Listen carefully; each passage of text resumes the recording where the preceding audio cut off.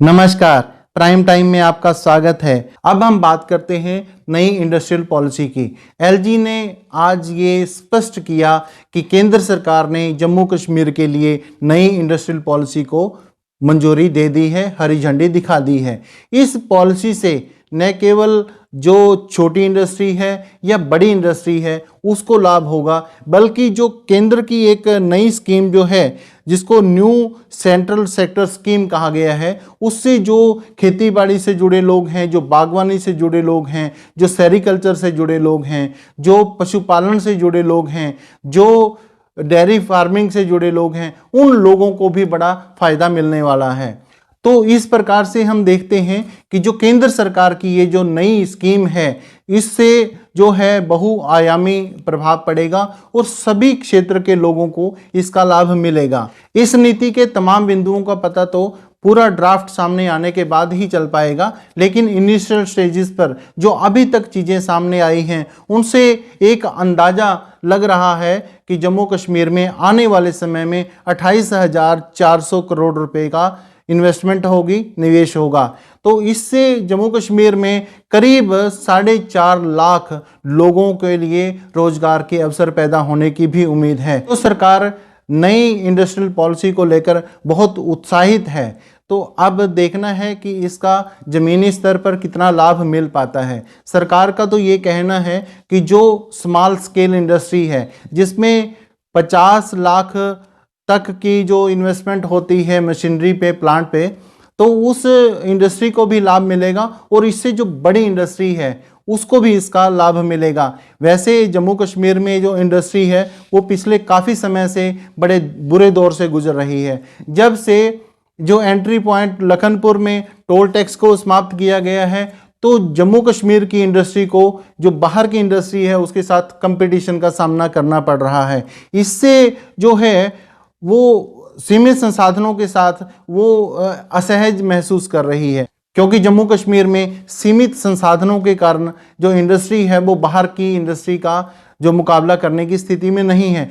इसको लेकर भी इंडस्ट्री के लोग और ट्रेडर यूनियंस के लोग जो है आमने सामने होते रहे हैं, क्योंकि ट्रेडर्स का ये मानना था कि जो लखनपुर में टोल टैक्स लगता है उसको हटा दिया जाना चाहिए, ताकि जो जम्मू कश्मीर में लोगों को वस्तुएं मिलती हैं वो महंगी ना मिलें, सही रेट पर मिलें। जबकि इंडस्ट्री के लोगों का ये कहना था कि वो टोल टैक्स बहाल रखना चाहिए, उसको लगा रहने दिया जाना चाहिए, ताकि जम्मू कश्मीर में बना सामान जो है लोगों को अपेक्षाकृत सस्ता मिले और जो बाहर से आया हुआ सामान है वो टोल टैक्स लगने की वजह से वो सामान थोड़ा महंगा मिले।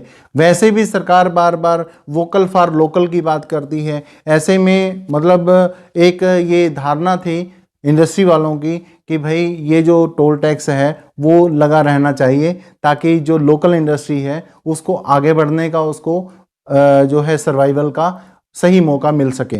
दूसरी बात, जब कोरोना काल में लॉकडाउन लगा उस दौरान भी जो इंडस्ट्री का नॉर्मल जो साइकिल था वो सारा डिस्टर्ब हो गया और हालात ख़राब होने लगे। हालांकि अब धीरे धीरे चीज़ें सेटल हो रही हैं, लेकिन फिर भी इंडस्ट्री के लोगों को एक बड़ी उम्मीद है कि सरकार जो है ये नई पॉलिसी जो लेके आई है इससे पूरी इंडस्ट्री को एक नया बूस्ट मिलेगा। आज हम बात करेंगे उस एनकाउंटर की जिसने कश्मीर घाटी में हलचल मचाई हुई है। इसके साथ ही बात करेंगे 370 और 35 से हटने के बाद जम्मू कश्मीर की ज़मीनों के रेट पर पड़े प्रभाव की, और साथ ही साथ हम बात उस लापरवाही की करेंगे जिसके तहत कई कीमती जानें जो हैं वो जोखिम में पड़ रही हैं, कई लोग अपनी जान गंवा चुके हैं। सबसे पहले बात करते हैं 30 दिसंबर को श्रीनगर के बाहरी इलाके HMT लवाईपुरा में हुए एनकाउंटर की, जिसमें 3 युवकों की मौत हो गई थी। ये थे पुलवामा के एजाज मकबूल गनई, पुलवामा के ही अतर मुश्ताक और शोपियां के जुबैर लोन।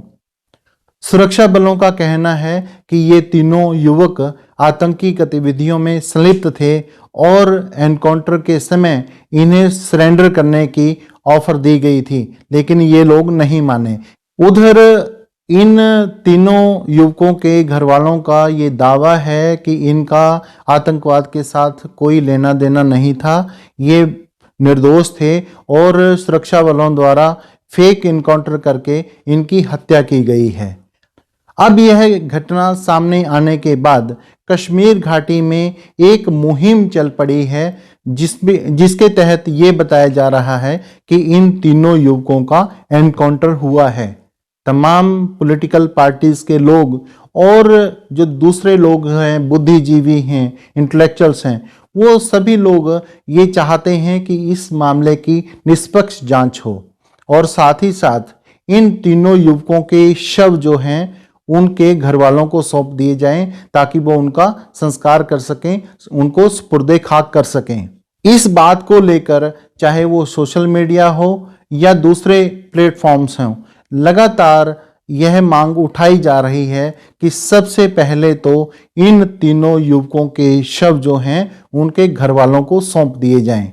इसके लिए 1000 से ज़्यादा हैशटैग चल रहे हैं, 25,000 से ज़्यादा ट्वीट हो चुके हैं और इतने ही पोस्ट फेसबुक पर डाले जा चुके हैं। इन तमाम लोगों का कहना है कि ये जो एनकाउंटर हुआ है ये उसी तरह से एक फेक एनकाउंटर है जिस प्रकार से राजौरी के 3 युवकों का फेक एनकाउंटर किया गया था शोपियां में। जब राजौरी से कामकाज करने के लिए शोपियां इलाके में पहुंचे 3 युवकों का एनकाउंटर किया गया, तब भी सबसे पहले सुरक्षा बलों का यही कहना था कि ये तीनों युवक आतंकवादी थे। लेकिन बाद में अपनी अंतरिम जांच के बाद सेना ने और पुलिस ने बाकायदा ये स्पष्ट किया कि ये तीनों जो युवक थे राजौरी से अपना कामकाज करने के लिए, अपनी मेहनत मजदूरी करने के लिए आए थे। इनका आतंकवाद के साथ कोई लेना देना नहीं था। इसके लिए सेना ने, पुलिस ने अपने उन अधिकारियों, उन जवानों के खिलाफ भी कार्रवाई शुरू की जो लोग इस एनकाउंटर में संलिप्त थे। तो लोगों को ऐसा लगता है कि जिस प्रकार से जो राजौरी के लड़कों के साथ जो एनकाउंटर हुआ था वो एनकाउंटर फर्जी था, कहीं ऐसा तो नहीं है कि ये जो लवाईपुरा में जो एनकाउंटर हुआ है ये भी फर्जी हो। लवाईपुरा का यह एनकाउंटर सही है या गलत है, इस बात का पता तो पूरी विस्तार से जांच के बाद ही चल पाएगा। लेकिन फिलहाल पुलिस ने एक वीडियो फुटेज जारी की है जिसमें उन युवकों को सरेंडर करने के लिए ऑफर दिया जा रहा है। इसके साथ ही साथ पुलिस ने जो प्रारंभिक जांच की है उसके बाद ये बताया है कि ये जो एजाज और अतहर थे ये दोनों ही लड़के OGW के तौर पर काम कर रहे थे, यह आतंकवादियों को मदद पहुंचाते थे। पुलिस के मुताबिक ये दोनों ही लड़के एजाज और अतहर ये हैदरपुरा से वहां घटनास्थल पर पहुंचे थे। इसके अलावा जो तीसरा लड़का है जुबैर लोन, ये पहले पुलवामा गया, पुलवामा से ये अनंतनाग गया, शोपियां गया, फिर पुलवामा गया, फिर हैदरपुरा गया और वहां से ये घटनास्थल पे पहुंचा था। तो फिलहाल पुलिस यह मानने को तैयार नहीं है कि ये तीनों जो लड़के हैं वो निर्दोष थे। अब देखना है कि ये जांच किस दिशा में आगे बढ़ पाती है। हालांकि जिस घर से इस प्रकार से कोई बच्चा जाता है उस घर के लोग अक्सर यह नहीं मानते हैं कि उनके बच्चे जो हैं वो किसी आतंकवादी गतिविधि में संलिप्त थे। हर कोई यही कहता है कि मेरा बच्चा मासूम था। अब देखना है कि ये जो 3 युवक हैं ये वास्तव में निर्दोष थे या आतंकवादी थे, और इसकी जो जांच है एजेंसियां जो कर रही हैं वो किस दिशा में आगे बढ़ती है। जांच के बाद क्या राजौरी वाले युवकों की तरह इनको भी बाद में निर्दोष बता दिया जाएगा या वास्तव में इनको आतंकवादी ही मान लिया जाएगा। फिलहाल एजेंसियां इस मामले की जांच कर रही हैं। अब हम बात करते हैं केंद्र सरकार द्वारा जम्मू कश्मीर में लागू किए गए नए भूमि कानून की। इस कानून का असर थोड़ा थोड़ा दिखने लगा है। हालांकि हालात सामान्य होने के इंतजार में बैठे बाहर के खरीदार अभी ज़्यादा संख्या में जम्मू कश्मीर नहीं पहुंचे हैं, लेकिन फिर भी जम्मू जिले में ज़मीनों के रेट बढ़ गए हैं। जी हाँ, हम देखते हैं कि पिछले साल के मुकाबले इस साल जम्मू जिले के अलग अलग क्षेत्रों में जमीन के रेट में 10, कहीं 15, कहीं 12, कहीं 18% की बढ़ोतरी देखने को मिल रही है। जम्मू जिला प्रशासन ने स्टाम्प ड्यूटी तय करते हुए भी जब जम्मू के अलग अलग क्षेत्रों के रेट निर्धारित किए तो उसमें भी हमें काफ़ी बढ़ोतरी देखने को मिली। प्रॉपर्टी डीलिंग कारोबार से जुड़े लोगों का ये मानना है कि ये जो बढ़ोतरी सरकार द्वारा निर्धारित की गई है यह 10 से 20% तक है।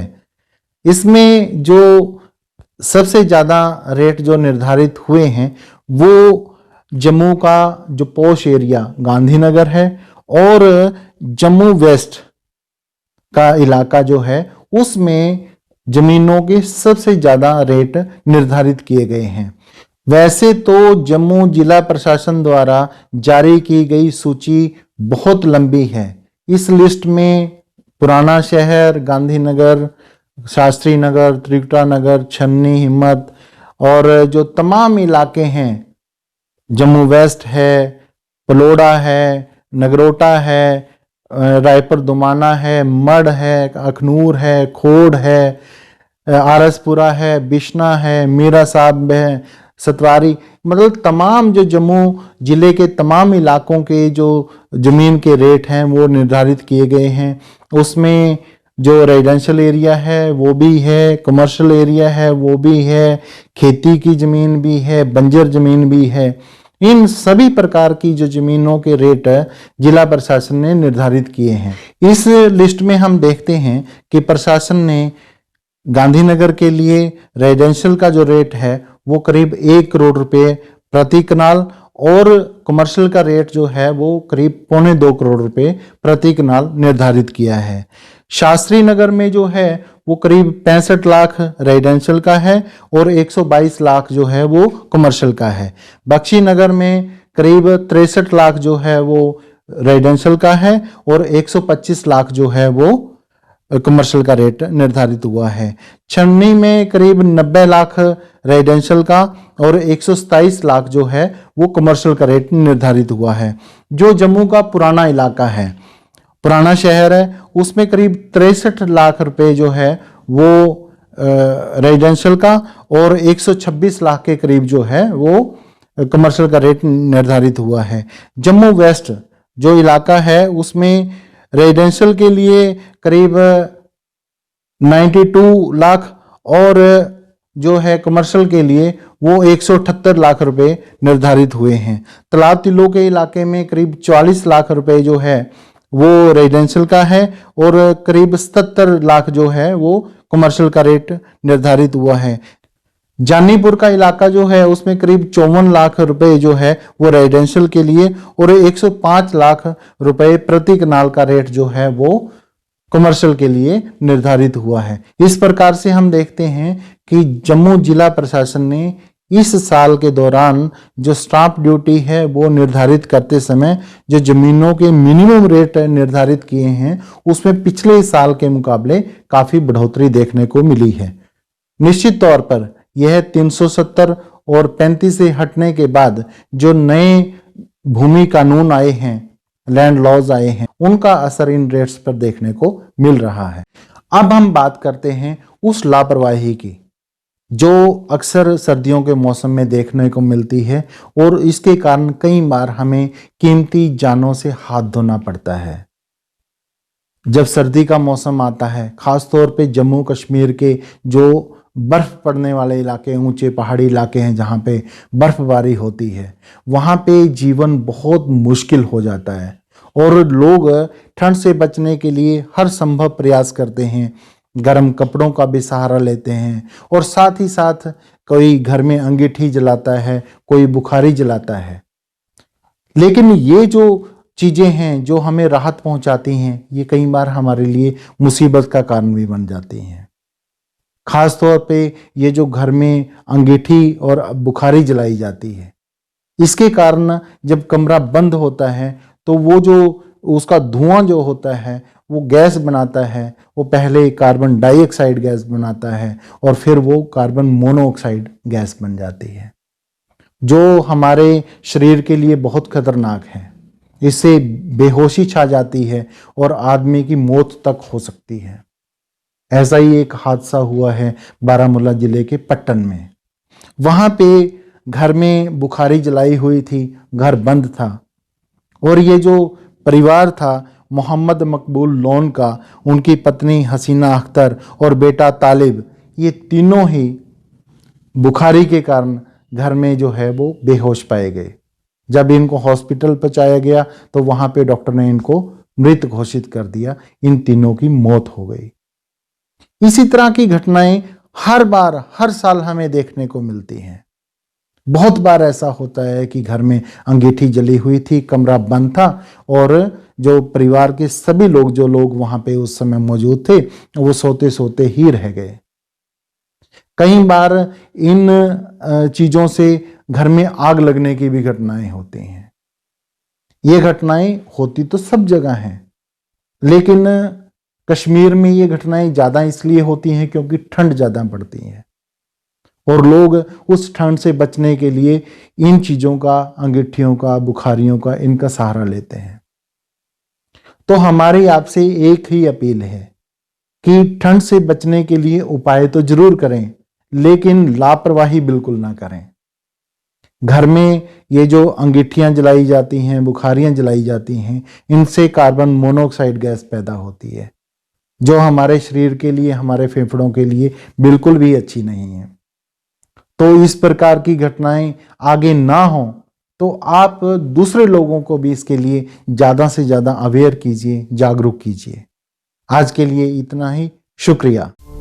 जीके अपडेट रहे हमारे साथ। अगर आप ये वीडियो YouTube पर देख रहे हैं तो हमारे YouTube चैनल को सब्सक्राइब करें और बेल आइकन को क्लिक करें। अगर आप ये वीडियो Facebook पर देख रहे हैं तो हमारा Facebook पेज लाइक जरूर करें। For advertisement please contact 7051091811।